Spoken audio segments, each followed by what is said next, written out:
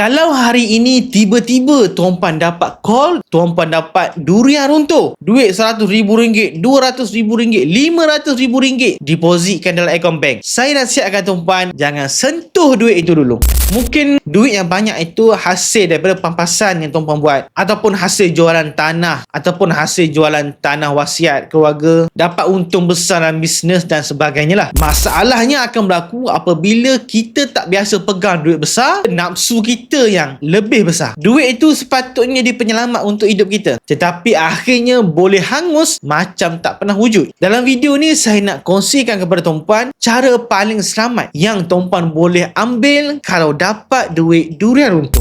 Dalam term kewangan, ada fenomena ni dia dipanggil sebagai Sudden Wealth Syndrome. National Endowment for Financial Education, NEFE, di Amerika pernah melaporkan lebih 70% orang ataupun masyarakat yang dapat duit besar secara tiba-tiba hilang semua dalam masa beberapa tahun saja. Puncanya sebab apa? Yang pertama, sebab mereka belum pernah urus duit yang banyak. Yang kedua, nafsu mewah mereka bernyala-nyala. Dan yang ketiga yang biasa ni, bila dapat duit banyak, akan ada orang ketiga datang nak pinjam duit. Duit RM100,000, RM200,000, RM500,000 nampak besar. Tapi kalau tersilap buat keputusan, duit tuan-puan boleh lenyap sekelip mata. Untuk langkah pertama, tuan-puan kena bertenang dahulu. Dan jangan tuan-puan masuk skim scam yang tiba-tiba dapat pulangan 10% seminggu lah, 30% seminggu, sebulan lah. Jangan. Ramai orang kita hilang duit bukan sebab orang lain jahat, tetapi kerana mereka sendiri terlalu cepat buat pilihan dengan emosi. Kalau tuan-puan dapat duit durian runtuh, saya cadangkan tuan-puan alihkan 10% ataupun 30% ataupun 50% duit tersebut ke dalam bentuk emas fizikal. Bekukan sebahagian duit tuan-puan dalam bentuk emas. Kemudian lebihannya baru tuan-puan berfikir nak buat apa.